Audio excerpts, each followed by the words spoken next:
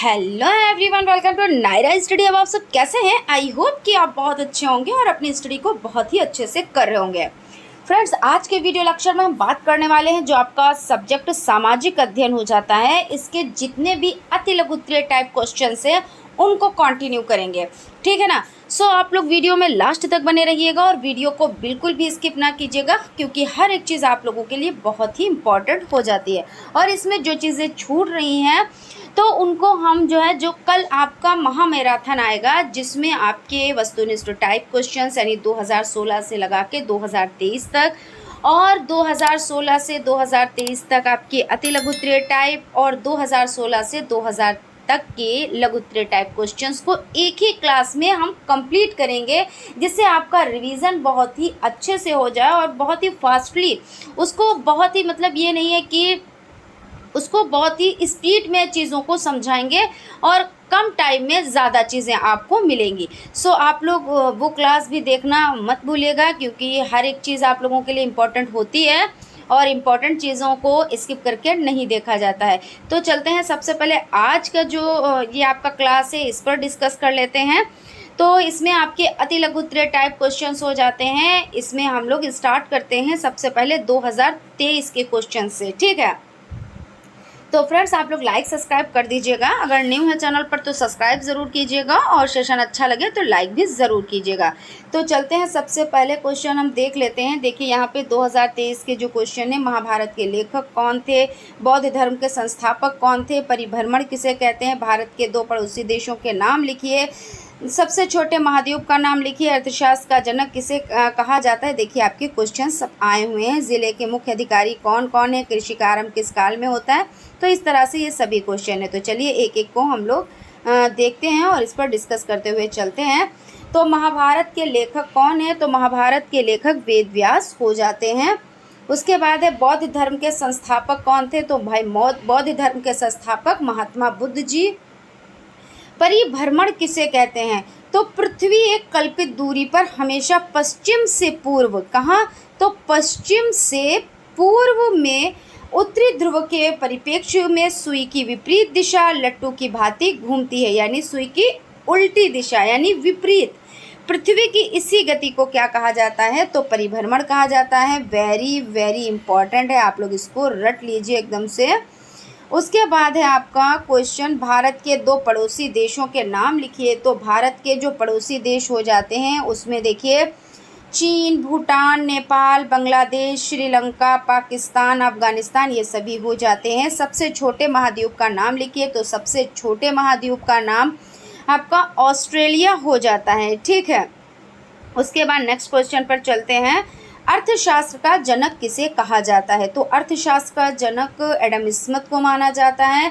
ज़िले के मुख्य अधिकारी कौन होते हैं? तो ज़िले के मुख्य अधिकारी जिलाधिकारी, जिला न्यायाधीश, पुलिस अधीक्षक, मुख्य चिकित्सा अधिकारी, जिला विद्यालय निरीक्षक और जिला बेसिक शिक्षा अधिकारी, ये हो जाते हैं। कृषि का आरंभ किस काल में होता है? तो कृषि का आरंभ नवपाषाण काल में हुआ है। नगर निगम की आय के स्रोत क्या है? तो नगर निगम की आय के स्रोत देखिए गृह कर हो जाता है, जल कर हो जाता है, शासन से अनुदान हो जाता है। ये सभी क्या हो जाते हैं?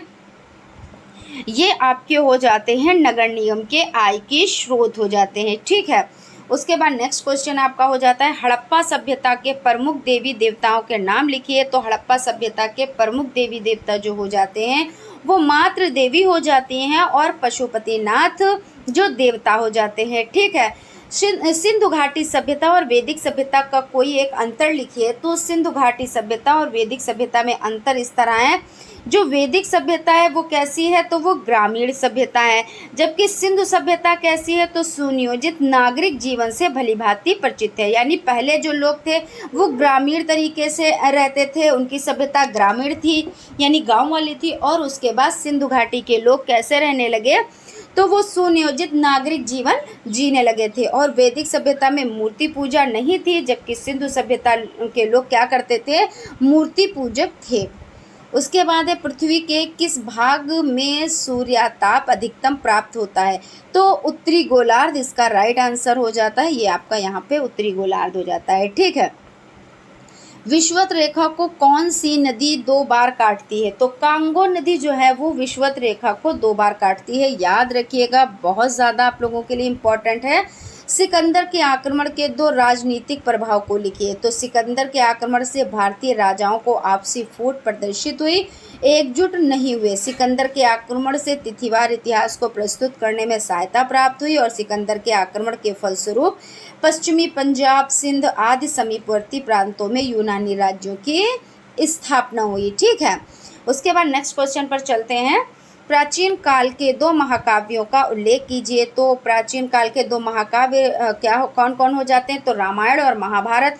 रामायण तो वाल्मीकि की हो जाती है और महाभारत तो वेद व्यास जी की हो जाती है। ठीक है, अब यहाँ पे हम लोग क्या करेंगे, 2022 के क्वेश्चन को कंप्लीट करेंगे। आप लोग लाइक सब्सक्राइब फ्रेंड्स करते रहें।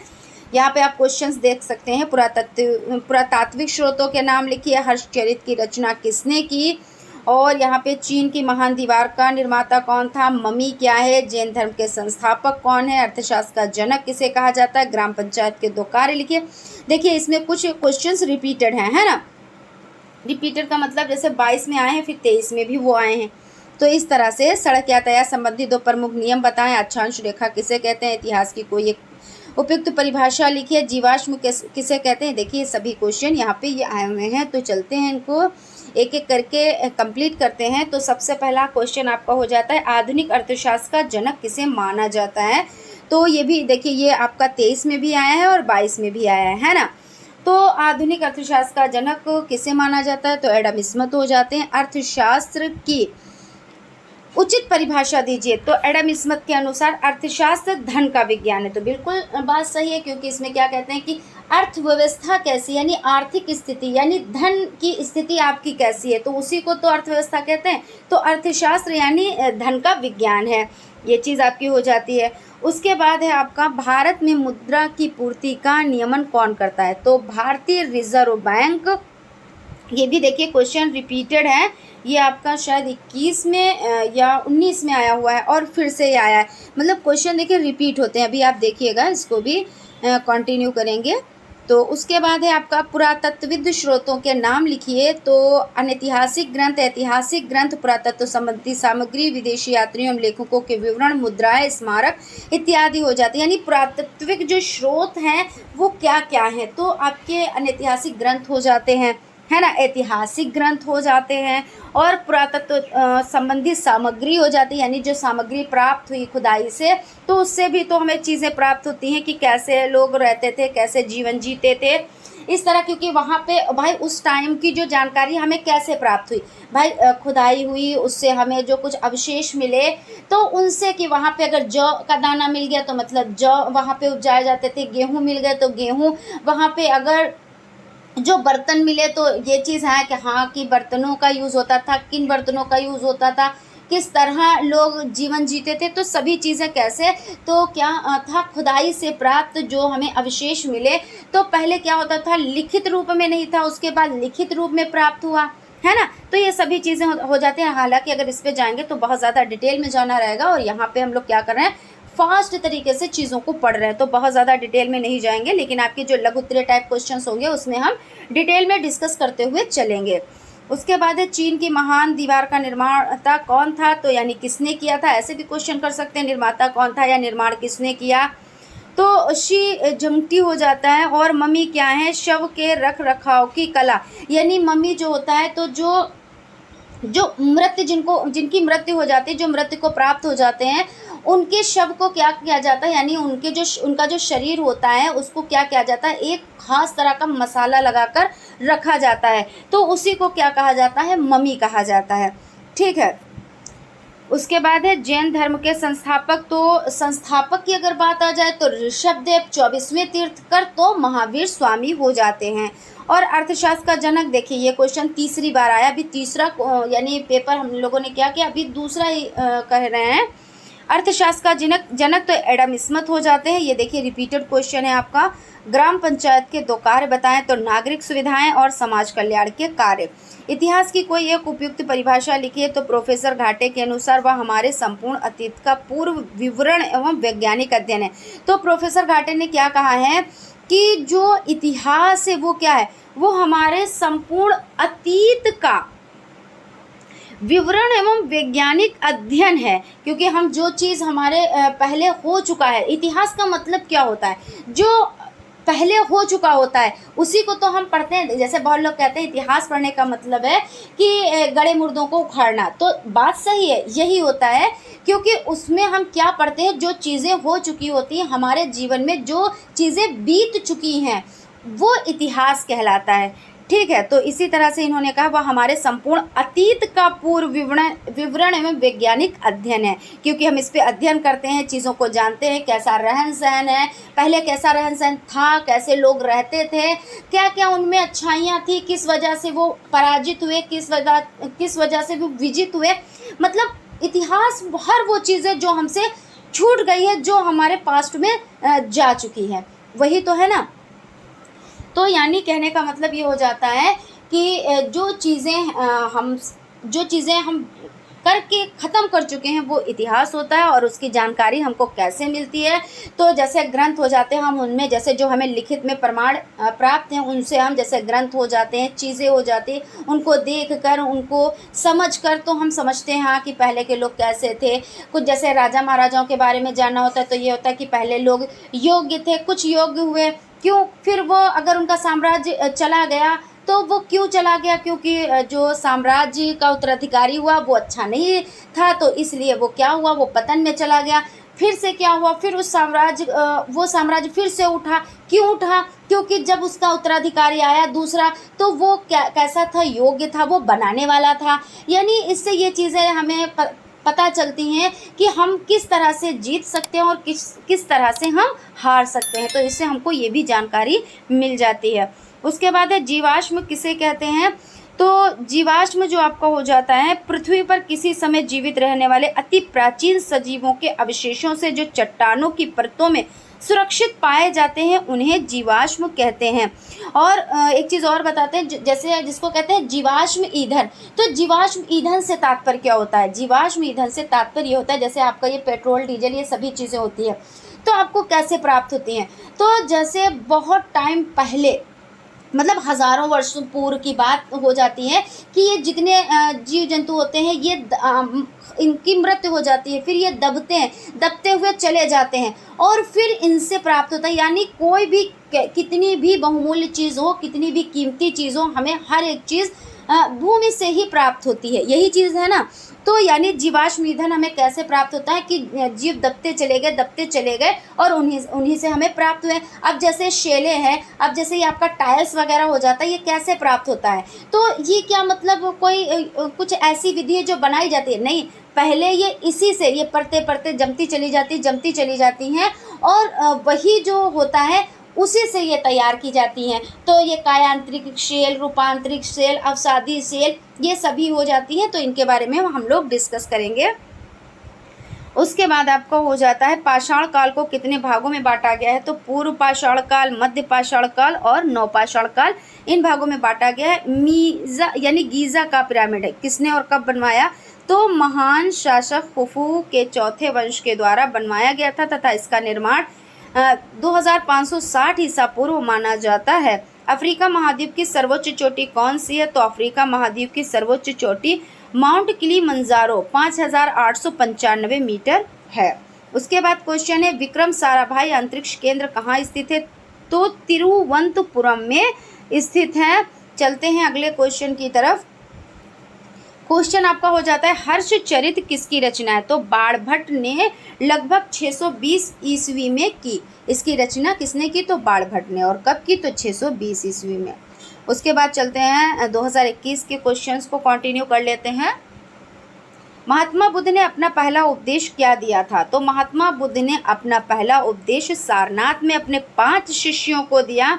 बुद्ध या प्रथम उपदेश बौद्ध परंपरा के धर्मचक्र परिवर्तन के नाम से जाना जाता है। अब ये कहते हैं धर्मचक्र परिवर्तन से क्या तात्पर्य है, तो महात्मा बुद्ध ने अपना जो उपदेश दिया है ना अपने 5 शिष्यों को, तो उसी को क्या कहा जाता है, धर्मचक्र परिवर्तन कहा जाता है। और इसके पश्चात उन्होंने कई राज्यों मगध, कौशल, कौशाम्बी आदि का भ्रमण भी किया और वहाँ उपदेश भी दिए। तारा किसे कहते हैं? तारा एक खगोलीय पिंड है जिसका अपना प्रकाश व ऊष्मा होती है। महाद्वीप क्या है? तो महाद्वीप व महासागर ग्लोब के दो प्रमुख अंग माने जाते हैं। इन्हें पृथ्वी के प्रथम श्रेणी के उच्चावच के अंदर सम्मिलित किया जाता है। पृथ्वी पर कुल 7 महाद्वीप हैं। और अंतर्राष्ट्रीय तिथि रेखा किसे कहते हैं? तो ग्लोब पर 180 डिग्री देशांतर रेखा को अंतर्राष्ट्रीय तिथि रेखा कहा जाता है। ठीक है, नेक्स्ट क्वेश्चन आपका हो जाता है राजतरंगिणी के लेखक कौन है? तो इसके लेखक कल्हड़ है। मतलब राजतरंगिणी के लेखक कौन है? तो कल्हड़ हो जाते हैं। और इसमें कश्मीर के इतिहास का वर्णन है। अगर पूछा जाए कि राजतरंगिणी में किसका वर्णन है, तो कश्मीर के इतिहास का वर्णन है। मेसोपोटामिया की सभ्यता किस नदी के किनारे विकसित हुई? तो दजला एवं फरात नामक 2 नदियों के मध्य के क्षेत्र में विकसित हुई। किसमें? तो दजला और फरात की 2 नदियों के बीच में। तंत्र मंत्र एवं जादू टोना का वर्णन किस वेद में प्राप्त होता है? तो अथर्ववेद। वेद टोटल है कितने? तो 4 हैं। ऋग्वेद, सामवेद, यजुर्वेद और अथर्ववेद। अगर सबसे पुराने वेद की बात की जाए तो आपका ऋग्वेद हो जाता है। ओरियन क्या है? तो एक तारामंडल हो जाता है। महावीर स्वामी के बचपन का नाम क्या था? तो महावीर स्वामी के बचपन का नाम सिद्धार्थ था। अमेजन नदी किस महाद्वीप में स्थित है? तो दक्षिण अमेरिका में। नगर निगम के अध्यक्ष को क्या कहा गया है? तो महापौर या मेयर कहा गया है। और किस बौद्ध ग्रंथ में 16 महाजनपदों का उल्लेख प्राप्त होता है? तो बौद्ध ग्रंथ में अंगुत्तर निकाय में 16 महाजनपदों का उल्लेख है। और दुनिया की छत किस पठार को कहा जाता है? तो तिब्बत का जो पठार है और दक्कन का पठार, दुनिया की छत, यहाँ पे कह रहे हैं दुनिया की छत किस पठार को कहा जाता है? तो तिब्बत का पठार, दक्कन का पठार। उसके बाद है सूर्य ग्रहण की घटना कब होती है? तो सूर्य ग्रहण, चंद्रमा जब पृथ्वी और सूर्य के बीच में आता है तब सूर्य ग्रहण होता है। इसको थोड़ा सा समझ लेते हैं। जो सूर्य होता है वो अपनी जगह पे ही रहता है, वो नहीं मतलब आगे पीछे नहीं होता है, इधर उधर नहीं होता है, सूर्य अपनी जगह पे होता है। और होता कौन है? जो पृथ्वी और चंद्रमा में मामला रहता है। ठीक है, तो जब सूर्य ग्रहण पड़ता है तो क्या होता है? चंद्रमा, जो चंद्रमा होता है वो कहाँ पे आ जाता है? यहाँ पे समझ लेते हैं। जो चंद्रमा है पृथ्वी और सूर्य के बीच में आ जाता है। तो बीच में कौन होता है? तो चंद्रमा होता है। तो देखिए यहाँ पे हम चंद्रमा लिख देते हैं। चंद्रमा, ये क्या हुआ? बीच में आ गया। तो अब यहाँ पे क्या पड़ गया? यहाँ पे सूर्य ग्रहण पड़ गया। अगर इसी तरह से चंद्र ग्रहण की बात की जाए तो सूर्य अपनी ही जगह पे रहेगा, ये नहीं कहीं पे जाएगा। सिर्फ इसमें चेंजेस हो जाते हैं। जो पृथ्वी है वो चंद्रमा की जगह पे आ जाती है और जो चंद्रमा है वो पृथ्वी की जगह पे आ जाता है। इसमें क्या होता है? इसमें चंद्र ग्रहण पड़ जाता है। अगर आपको एक हम ट्रिक बताएं कि सूर्य ग्रहण कब पड़ता है, तो आसू यानी अमावस्या को, आप आसू से याद रखेंगे, अमावस्या को सूर्य ग्रहण। और चंद्र ग्रहण पू यानी चप्पू, यानी जब नाव खेपते हैं आप चलाते हैं तो एक छोटा सा क्या होता है, डंडी टाइप का चप्पू होता है, उससे चलाया जाता है ना, तो चप्पू से आप याद रखें। यानी चंद्रमा और पूर्णिमा को, यानी चंद्र ग्रहण पूर्णिमा को पड़ता है और सूर्य ग्रहण सु आ यानी आसू तो अमावस्या को पड़ता है। तो ऐसे आप कभी भी नहीं भूलेंगे। उसके बाद है महर्षि वेदव्यास ने किस महाकाव्य की रचना की थी? तो महर्षि वेदव्यास ने महाभारत की रचना की थी। कुशीनगर कहाँ है, यह क्यों प्रसिद्ध है? तो कुशीनगर उत्तर प्रदेश में स्थित है। यहाँ प्रसिद्ध बौद्ध तीर्थ स्थल है जहाँ गौतम बुद्ध का महापरिनिर्वाण हुआ था। यहाँ अनेक सुंदर बौद्ध मंदिर हैं। इस कारण से यहाँ एक अंतर्राष्ट्रीय पर्यटन स्थली है जहाँ विश्व भर के बौद्ध तीर्थयात्री भ्रमण के लिए आते हैं। बुद्ध पूर्णिमा के अवसर पर कुशीनगर में 1 माह का मेला लगता है। अक्टूबर 2021 में यहाँ अंतर्राष्ट्रीय हवाई अड्डे का लोकार्पण माननीय प्रधानमंत्री द्वारा किया गया। उसके बाद चलते हैं अगले क्वेश्चन की तरफ। हड़प्पा सभ्यता के प्रमुख देवी देवताओं के नाम लिखे। देखिए रिपीटेड क्वेश्चन है, तो मातृ देवी और पशुपति नाथ हो जाते हैं। सिंधु सभ्यता और वैदिक सभ्यता में अंतर बताएं। रिपीटेड क्वेश्चन है। वैदिक सभ्यता ग्रामीण संस्कृति लगती थी जबकि सिंधु लोग सुनियोजित नागरिक जीवन से भलीभांति परिचित थे। यानी वैदिक सभ्यता कैसी थी? तो ग्रामीण, और सिंधु सभ्यता कैसी थी? तो नगरीय थी। और वैदिक सभ्यता में गाय का विशेष प्रकार आदर करते थे जबकि सिंधु सभ्यता में गाय की अपेक्षा बैल को अधिक महत्व दिया जाता था। यानी वैदिक सभ्यता में किसको महत्व दिया जाता था, तो गाय को, और सिंधु सभ्यता में किसको महत्व दिया जाता था, तो बैल को। और वैदिक सभ्यता में मूर्ति पूजा नहीं थी, और जबकि सिंधु सभ्यता में क्या था, तो मूर्ति पूजा थी। और उस समय क्या था, वैदिक सभ्यता में जो प्रकृति को पूजते थे, है ना। और 6ठी शताब्दी ईसा पूर्व भारत में कुल कितने महाजनपद थे, देखिए ये भी आया हुआ क्वेश्चन है, 16। और जैन धर्म के प्रवर्तक कौन थे, तो जैन धर्म के 24वें, अगर जैन धर्म के प्रवर्तक यहाँ पे ऋषभ देव होता है अगर प्रवर्तक पूछा जाए, और अगर 24वां पूछा जाए कि 24वें कौन थे, तब महावीर स्वामी आप लिखेंगे। तो क्वेश्चन जैसा हो उस तरह से आप लिखें, या अगर अति लघु में आता है तब तो कोई कन्फ्यूज़न, कोई डाउट नहीं रहेगा, आप इस तरह से लिख दें कि जो संस्थापक थे तो वो ऋषभ देव थे, 24वें महावीर स्वामी थे। लेकिन जब ऑप्शन वाले में आता है तब भी कोई दिक्कत नहीं होनी चाहिए, अगर ऋषभ देव नहीं है और सिर्फ महावीर स्वामी ही हैं तब तो आप टिक कर देंगे। अगर 24वें पूछते हैं तो आप महावीर स्वामी पे टिक करेंगे, पहले पूछते हैं तो आप ऋषभ देव पे टिक करेंगे। यानी इस तरह से आप चीज़ों को करेंगे समझकर। उल्का पिंड से आप क्या समझते हैं, तो उल्का पिंड आकाश में कभी कभी एक ओर से दूसरी ओर अत्यंत वेग से जाते हुए अथवा पृथ्वी पर गिरते हुए जो पिंड दिखाई देता है उन्हें उल्का, और साधारण बोलचाल में टूटते हुए तारे अथवा लूका कहते हैं। जैसे हम लोग क्या होते हैं, कभी छत वगैरह पे लेटे हैं या आंगन में लेटे हुए हैं तो देखते हैं कि छत आसमान में क्या हुआ, एक तारा जा रहा है बहुत तेज़ी से और वो टूट दिया, तो इसको क्या कहते हैं कि इस टूटते हुए तारे से कोई विश मांगो तो पूरी होती है, ऐसे करके बात करते हैं ना। तो वही जो होता है तो उसी को क्या कहते हैं, यही टूटा हुआ जो तारा होता है इसी को लूका कहते हैं। और उल्काओं का जो अंश वायुमंडल में जलने से बचकर पृथ्वी पर पहुंचता है उससे ही उल्का पिंड कहते हैं। यानी जो जल जाता है और फिर जो जल कर बच जाता है और पृथ्वी पर वो गिर जाता है तो उसे कहते हैं उल्का पिंड। तो इस तरह से आप लिखिएगा। सबसे छोटे महाद्वीप का नाम तो ऑस्ट्रेलिया हो जाता है। पृथ्वी के किस भाग में सूर्यतप अधिकतम प्राप्त होता है, तो भूमध्य रेखा। और पंचायत व्यवस्था कितने स्तरों पर कार्य करती है, तो ग्राम पंचायत, क्षेत्र पंचायत और जिला पंचायत पर कार्य करती है। नासा का पूरा नाम, तो आप लोग दोनों तरह से इसको याद कर लें, हिंदी में भी याद कर लें और इंग्लिश में भी याद कर लें।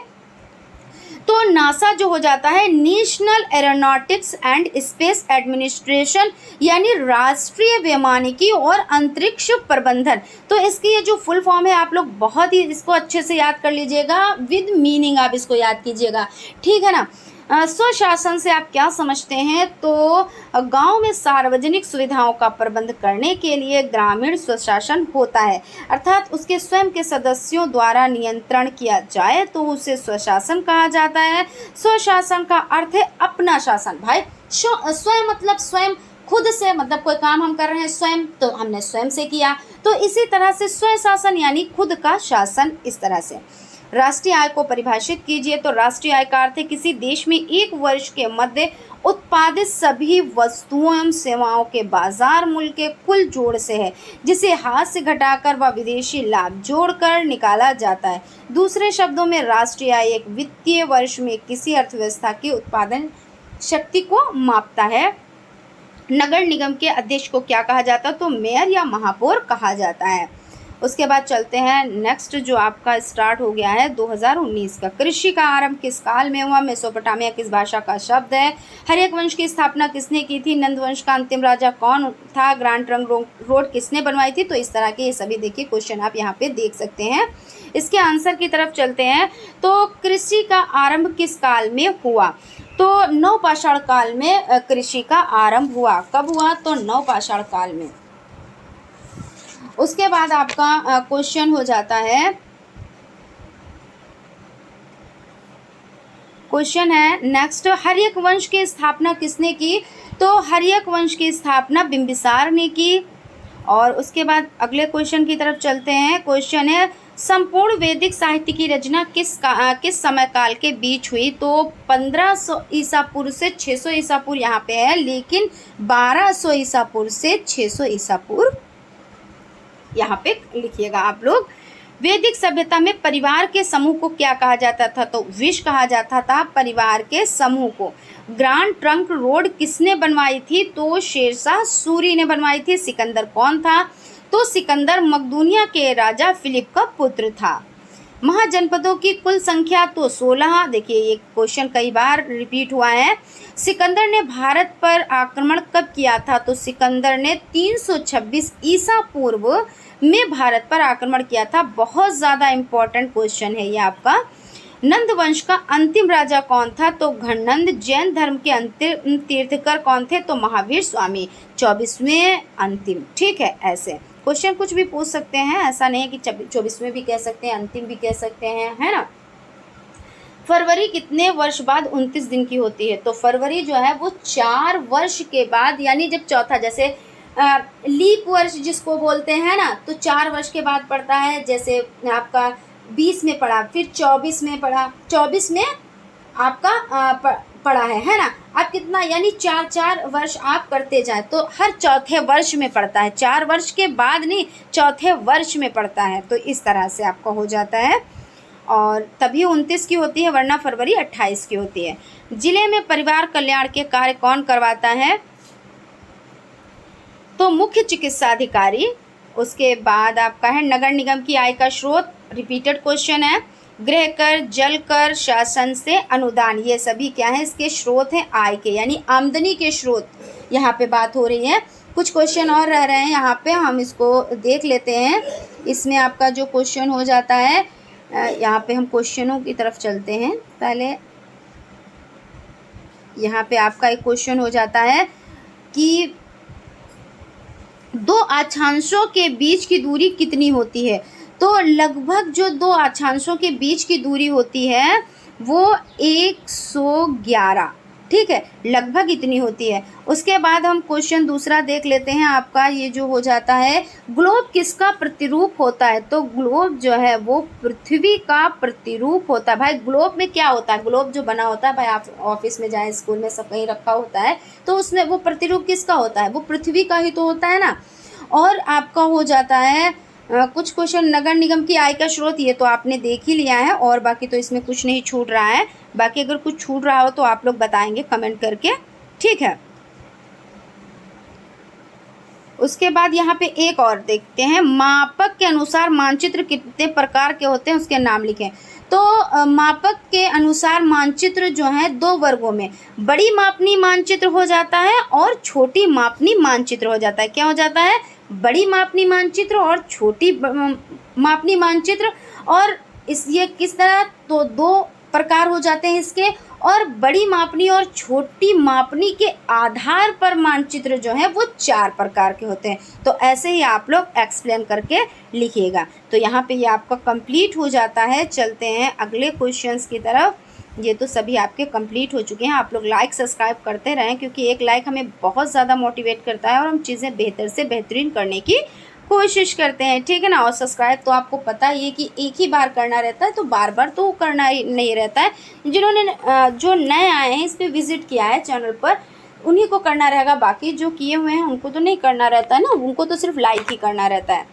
चलते हैं 2017 के क्वेश्चंस देख लेते हैं। प्राचीन भारत के 2 महाकाव्यों के नाम लिखिए। तो देखिए ये भी क्वेश्चन 17 में भी आया, फिर 2 से 3 बार ये आ चुका। मतलब देखिए 17 से 23 में 2 से 3 बार, यानी कितनी बार रिपीट हुआ है, कितना इम्पोर्टेंट हो जाता है आप लोगों के लिए।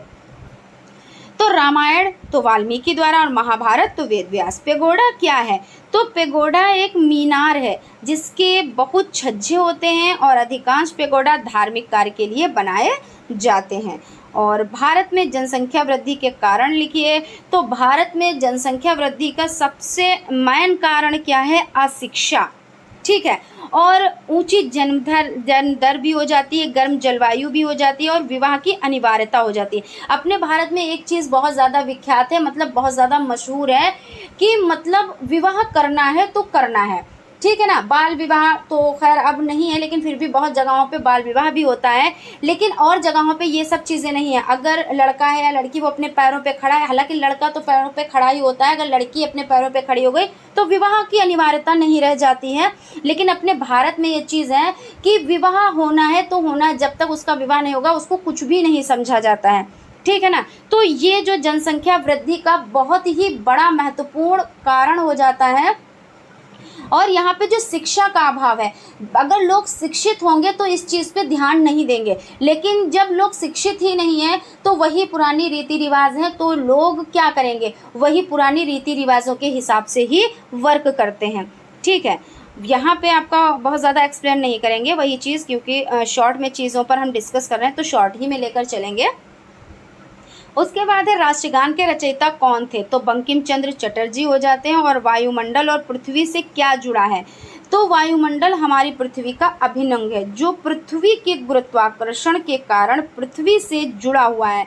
यह जीवन के लिए हानिकारक पराबैंगनी किरणों को रोकने तथा जीवन के लिए अनुकूल तापमान बनाए रखने में सहायक होता है। ठीक है ना, तो इस तरह से आपका हो जाता है। उसके बाद है पर्यावरण प्रदूषण के 2 कारण लिखिए। तो पर्यावरण प्रदूषण बहुत ही कारणों से होता है, इसमें कुछ कारणों को हमने लिखा है, बाकी तो आप अपने तरीके से लिख सकते हैं। तो तेज़ी से बढ़ती हुई जनसंख्या, देखिए बढ़ती हुई जनसंख्या किन किन चीज़ों के लिए नुकसानदायक है, तो आपका बहुत सी चीज़ें हो जाती हैं जिसमें जो बढ़ रही है जनसंख्या वो बहुत ही ज़्यादा नुकसानदायक है।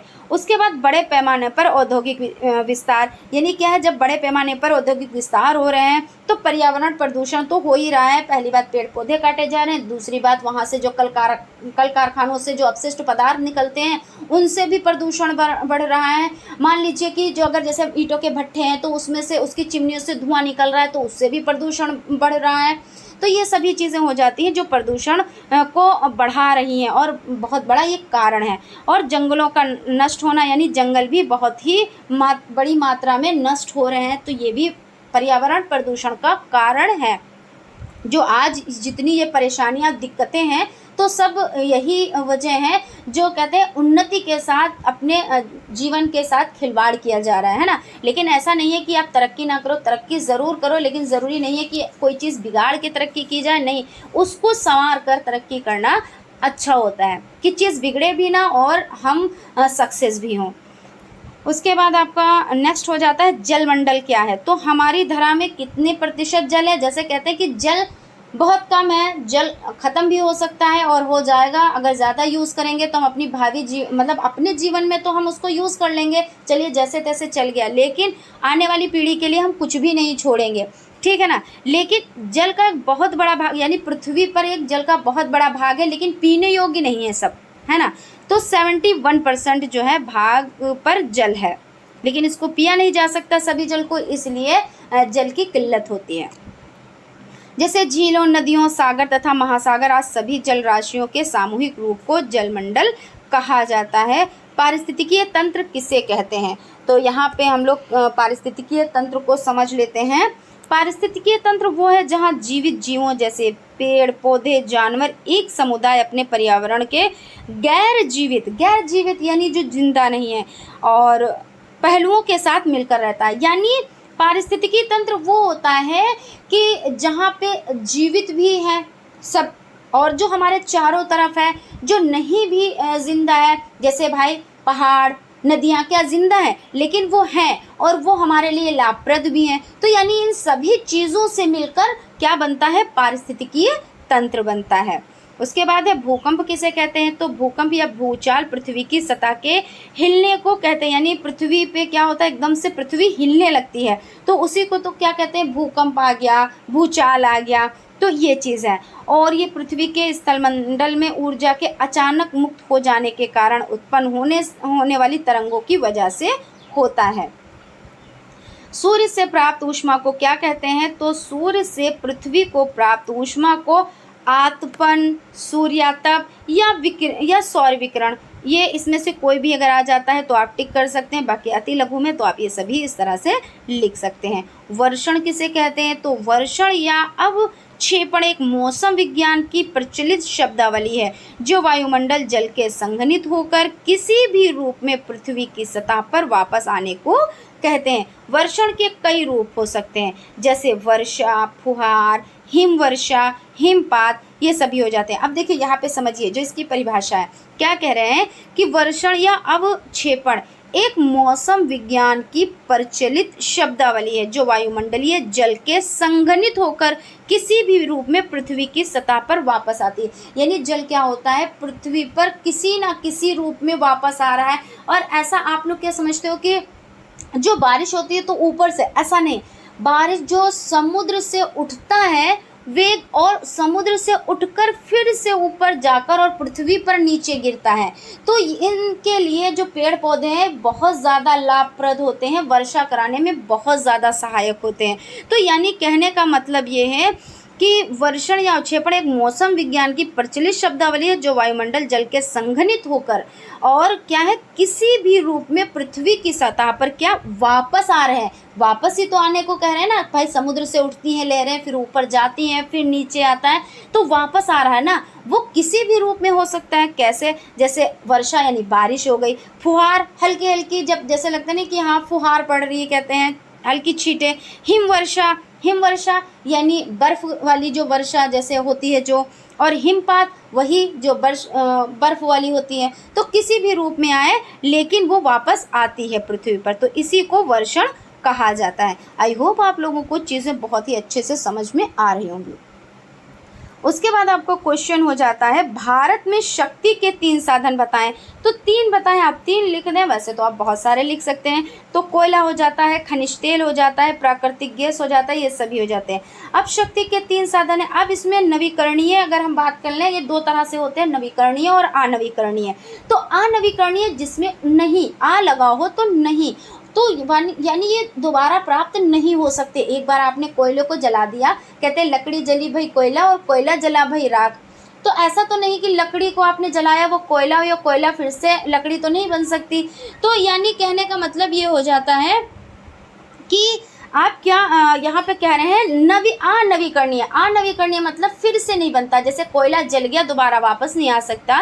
पेट्रोल आपने अपने गाड़ी में फिल कराया, जैसे आपके यहाँ जो भी वाहन है उसमें फिल कराया, तो क्या वो जल गया यानी ख़त्म हो गया, यूज़ हो गया, तो क्या फिर से वापस आएगा? नहीं आएगा। यानी अनवीकरणीय में आता है। और नवीकरणीय में यानी जिसको हम फिर से प्राप्त कर सकते हैं, जैसे सूर्य ऊर्जा हो जाती है, तो हम इसको क्या करते हैं, इसको हम फिर से प्राप्त कर सकते हैं। भूतापीय ऊर्जा है, हम इसको फिर से प्राप्त कर सकते हैं, तो ये नवीकरणीय में आ जाता है। तो इस तरह से आप इसको याद रखिएगा बहुत अच्छे से, क्योंकि ये एग्जाम में बहुत पूछे जाते हैं, बार बार पूछे जाते हैं, क्योंकि नवीकरणीय और अनवीकरणीय में लोग बहुत ज़्यादा कंफ्यूज हो जाते हैं।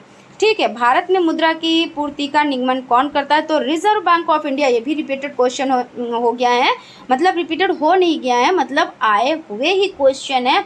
आपका भी जब 2022 का शायद हम पढ़ रहे थे, है ना, कुछ ठीक ढंग से नहीं, अभी यहाँ पे देख लें आप, 22 का था, उसमें ये क्वेश्चन आया हुआ था। तो रिजर्व बैंक ऑफ इंडिया अर्थव्यवस्था में मुद्रा पूर्ति का विभिन्न तरीकों से नियंत्रण करता है। शिक्षा का महत्व किस लिए है? तो भाई शिक्षा का महत्व बहुत तरीके से है। आप बहुत ज़्यादा लिख सकते हो, जितना लिखो उतना कम है, लेकिन हमें क्या करना है भाई, अति लघु में 1 नंबर प्राप्त करना है, तो 1 नंबर भर का हमको लिखना है ना। तो शिक्षा मानव समाज के विकास और प्रगति के लिए अत्यंत महत्वपूर्ण है, यानी बहुत ही ज़रूरी है शिक्षा, है ना।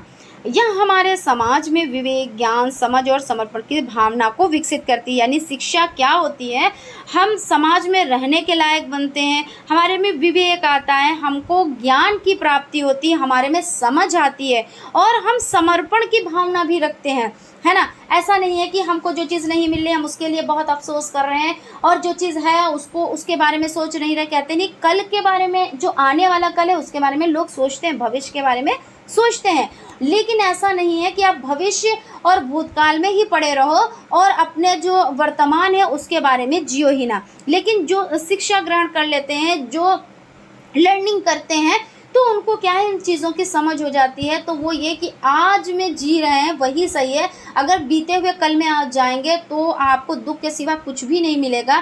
क्यों? क्योंकि आपने बहुत सी, भाई मनुष्य बहुत सारी गलतियां भी की होंगी, और सभी लोग गलतियां करते हैं, तो उसमें पड़े रहेंगे तो आज आप आज में नहीं जी पाएंगे। और अगर कल आने वाले पे कि हमारा कल कैसा होगा, कल कैसा होगा, कल कैसा होगा, तब भी आप नहीं जी पाएंगे। यानी आपको अगर अच्छे से जीना है, सही ढंग से जीना है, तो आप आज में जिए, जो चीज़ आज है, लेकिन हाँ मेहनत करते रहें, तो कल जो आपका आने वाला है वो भी उज्जवल होगा। तो ये चीज़ क्या, हमें शिक्षा ही तो हमें सिखाती है ना। उसके बाद आपका हो जाता है शिक्षा मानवीय संपदा को वृद्धि देती है। मानव विकास, शिक्षा मानव विकास की मूलभूत आवश्यकता है। बिल्कुल सही बात है, क्योंकि जो शिक्षा है वो मानव की मूलभूत आवश्यकता है। और जब हम अधिगम करते हैं, जब हम सीखते हैं, तो हमारे व्यवहार में परिवर्तन आता है और वो चीज़ हमें दिखाई भी पड़ता है। अगर कोई शिक्षित व्यक्ति है, आप उससे बात कर रहे होते तो आपको लगेगा कि हाँ सच में शिक्षित है। उसकी वेशभूषा आप ना देखें, क्योंकि जो बनावटी लोग होते हैं वो वेशभूषा बहुत अच्छी धारण करके आते हैं, लेकिन वो रियल में कुछ भी नहीं होते हैं। लेकिन जिनका वेशभूषा नॉर्मल होगा, बहुत ज़्यादा जो पढ़े लिखे लोग होते हैं उनकी वेशभूषा जो होती है यानी पहनावा ओढ़ावा बहुत ही नॉर्मल होगा, लेकिन जब आपसे वो बात करने बैठेंगे तब आपकी समझ में आएगा कि हाँ ये बंदे में कुछ है। तो शिक्षा यही तो हमें सब सिखाती है ना, कि बहुत ज़्यादा चीज़ों को इकट्ठा करने में ना रहो, और ये है कि आज में जियो, जो बीत गया है, जो आने वाला है उसके बारे में इतना ना सोचो। आने वाले में तो चलो सोच भी लो, क्योंकि वो आने वाला कल है, लेकिन जो बीत गया है उस पे आप पड़े रहोगे तो उससे बेनिफिट तो कोई नहीं भी मिलेगा, सिर्फ दुख के सिवा और कुछ नहीं मिलेगा।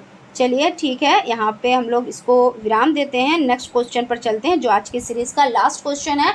उससे पहले फ्रेंड्स, अगर अभी तक आप लोगों ने चैनल को सब्सक्राइब नहीं किया है तो प्लीज़ सब्सक्राइब कर लीजिएगा और बेल आइकन को भी ज़रूर प्रेस कर लीजिएगा, जिससे कोई भी नोटिफिकेशन हो वो आप तक पहुँच सके। और नेक्स्ट क्लास आपकी जो होगी उसमें वो आपकी महामैराथन के नाम से होगी। उसमें आपके बहुविकल्पी, अति लघु और लघु उत्तरीय सभी क्वेश्चंस एक ही क्लास में हो जाएंगे, जो फास्टली रिवीजन होगा, बहुत ज़्यादा फास्ट रिवीजन होगा, और उसमें चीज़ों को हम समझते हुए भी चलेंगे, जिससे आप वो एक क्लास पढ़ लेंगे तो आपको कहीं भी पढ़ने की ज़रूरत नहीं रहेगी, अगर आप अच्छे से पढ़ लेते हैं तो। वैसे तो कोई गारंटी नहीं ले सकता, लेकिन जब आप पढ़ेंगे, कहते नहीं इंटरेस्ट बहुत ज़रूरी होता है, जब आप इंटरेस्ट लेके चीज़ों को पढ़ेंगे तो थोड़े में भी ज़्यादा समझ जाते हैं, यानी गागर में भी सागर भर जाती है, वरना सागर भी होते हुए सारा बह जाता है, चला जाता है, वो चीज़ होती है। ठीक है, बाकी हम लास्ट क्वेश्चन देख लेते हैं। पद्मावत की रचना किसने की? तो मलिक मोहम्मद जायसी ने की। तो यहीं पर हम आज के सेशन को विराम देते हैं। आई होप आप लोगों को सेशन पसंद आया होगा, और अगर सेशन पसंद आया तो लाइक भी ज़रूर कर देना, और मिलते हैं नेक्स्ट क्लास में। Thank you.